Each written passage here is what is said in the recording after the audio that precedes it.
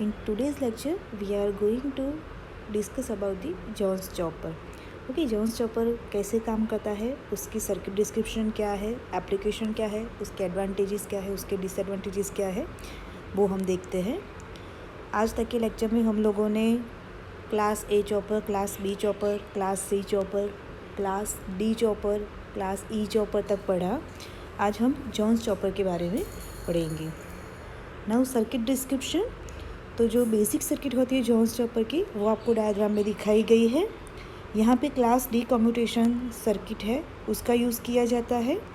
जो SCR T1 जो है वो मेन SCR है, जबकि जो SCR T2 है diode D1, capacitor C and जो ऑटो ट्रांसफॉर्मर T है वो कम्यूटेटिंग सर्किट बनाता है. जो इंडक्टर I1 एंड L2 है वो दोनों क्लोजली कपल्ड होते हैं and they provide sufficient energy to capacitor to turn off main SCR T1. यानी कि जो इंडक्टर L1 एंड L2 है वो क्लोजली कपल्ड रहते हैं एंड वो जो SCR T1 जो है उसको टर्न ऑफ करने के लिए जो कैपेसिटर है उसको एनर्जी प्रोवाइड करते हैं.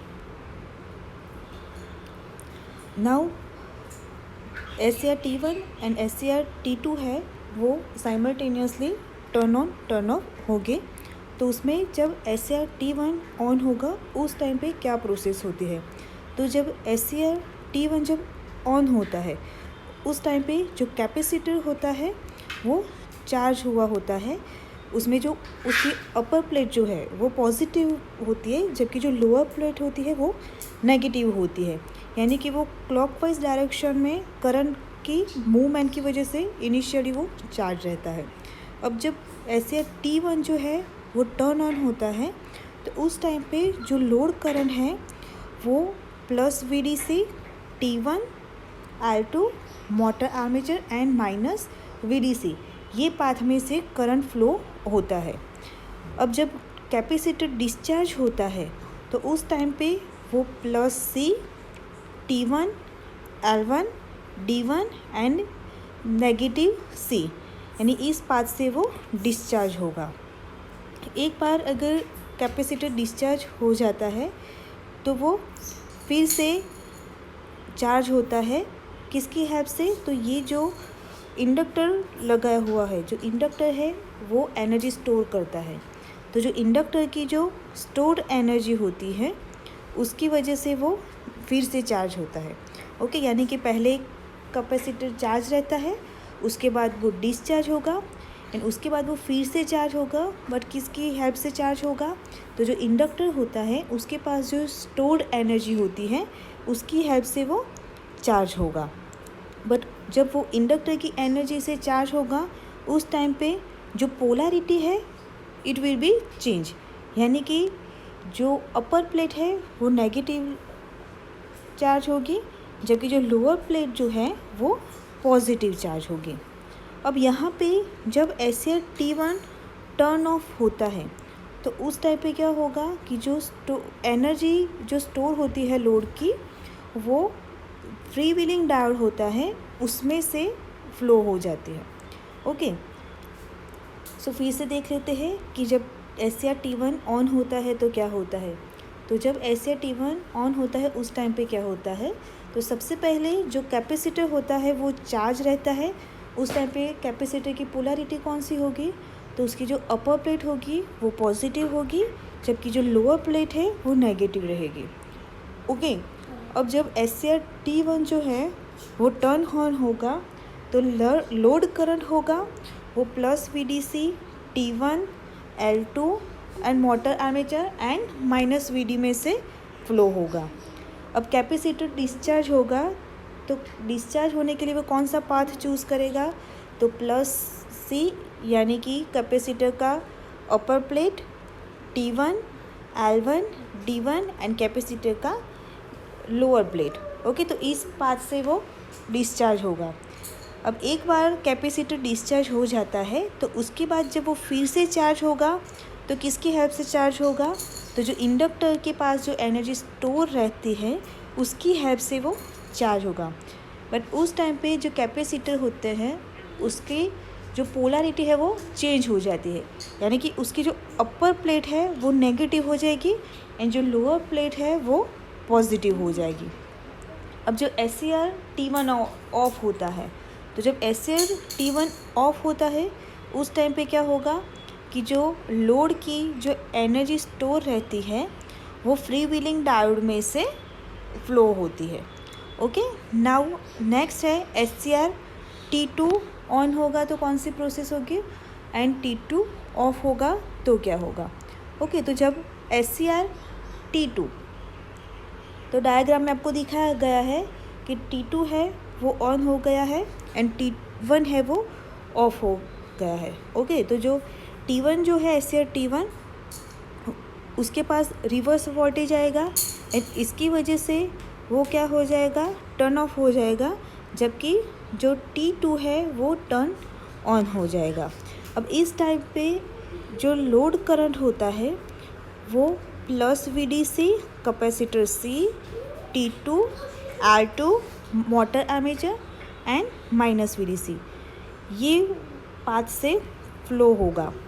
अब जैसे लोड करंट की वैल्यू जो लोड करंट है वो फ्लो होगा तो जो कैपेसिटर जो है वो फिर से चार्ज होगा। ओके, तो लोड करंट फ्लो होना शुरू होगा तो कैपेसिटर फिर से चार्ज होने लगेगा, तो उसकी जो अपर प्लेट जो है वो पॉजिटिव हो जाएगी एंड जो लोअर प्लेट जो है वो नेगेटिव होगी। ओके, अब जब ये कैपेसिटर जो है उसके अक्रॉस जो वोल्टेज मिलता है वो सप्लाई वोल्टेज की जितना होगा, तो उस टाइम पे जो कैपेसिटर का चार्जिंग करंट होता है वो उसकी होल्डिंग करंट से कम रहता है, तो उसकी वजह से जो SCR-T2 जो है वो अब टर्न ऑफ हो जाएगा। ओके, एंड फिर से SCR-T1 जो है वो टर्न ऑन होगा एंड फिर से साइकिल जो है पूरी रिपीट होगी। ओके, तो फिर से देख लेते हैं कि जब SCR-T2 ऑन कैसे होता है। तो SCR-T1 जो होता है उसके अक्रॉस रिवर्स वोल्टेज लगता है, तो उसकी वजह से T1 जो है वो टर्न ऑफ हो जाएगा एंड उस टाइम पे जो SCR-T2 जो है वो टर्न ऑन होगा।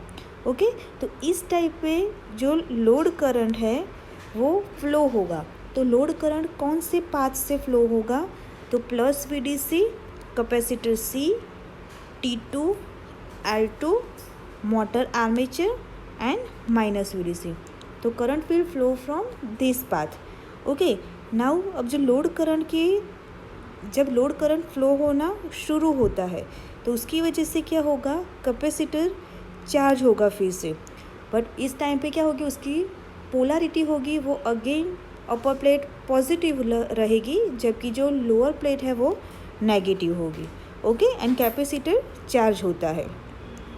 अब ये जो कैपेसिटर का जो वोल्टेज मिलता है हमें वो सप्लाई वोल्टेज के जितना होता है, तो जो चार्जिंग करंट होता है कैपेसिटर का वो होल्डिंग करंट से कम रहता है, तो उसकी वजह से जो SCR-T2 है वो टर्न ऑफ हो जाएगा एंड जैसे ही SCR-T2 टर्न ऑफ होगा तो once again SCR-T1 will be turn on and the cycle will be repeat. Okay, यानी कि SCR-T1 जो है वो टर्न होगा एंड जो पूरी साइकिल है T1 on, T1 of, T2 on, T2 of, वो पूरी साइकिल जो है फिर से रिपीट होगी। तब यहाँ पे ये वेव फॉर्म दिखाए गए हैं आपको। ओके, तो यहाँ पे आप देख सकते हो कि जो VC है वो सबसे ऊपर आपको दिया गया है T1, यानी कि SCR-T1 जो है उसके ट्रिगरिंग गेट पल्स आपको दिखाए गए हैं, उसके नीचे T2 के दिखाए गए हैं, उसके बाद T1 के अक्रॉस वोल्टेज, T2 के अक्रॉस के वोल्टेज आपको दिखाए गए हैं, उसके बाद VC यानी कि वोल्टेज अक्रॉस कैपेसिटर का वोल्टेज दिखाया गया है, पहले वो नेगेटिवली चार्ज हुआ है, उसके बाद जब T1 ऑन होता है तो फिर से वो पॉजिटिव डायरेक्शन में चार्ज होना शुरू करेगा, फिर से कांस्टेंट वोल्टेज मिलेगा, जैसे ही वो ऑफ होगा तो फिर से डिस्चार्ज होना शुरू हो जाएगा, फिर से नेगेटिवली चार्ज होगा। ओके, तो ये जो है वो कैपेसिटर के वोल्टेज है। सबसे लास्ट में आपको दिखाए गए हैं कि जो इंडक्टर है उसके अक्रॉस जो वोल्टेज मिल रहे हैं वो आपको दिखाए गए हैं कि जो जब T1 ऑन होता है तो इंडक्टर जो होते हैं वो एनर्जी स्टोर करता है। तो T3 टाइम तक, यानी कि जब तक T2 ऑन नहीं होता तब तक वो कंटिन्यूअस चार्ज हुआ है। ओके, T2 टर्न ऑन होते ही उसकी जो एनर्जी है वो कैपेसिटर यूज़ करता है, यानी वो धीरे धीरे डिस्चार्ज होना शुरू हो जाता है। ओके, तो T5 पे वो टोटली उसकी जो एनर्जी स्टोर होती है वो ज़ीरो हो गई है। फिर से जैसे ही T1 ऑन होगा तो फिर से वो चार्ज होना शुरू होगा, यानी कि T1 जब भी ऑन होता है तो उस टाइम पे इंडक्टर है वो चार्ज होना शुरू करता है एंड T2 के ऑन होने से वो डिस्चार्ज होना शुरू करता है। अब advantages and disadvantages of Jones chopper. तो उसके एडवांटेजेस कौन से हैं?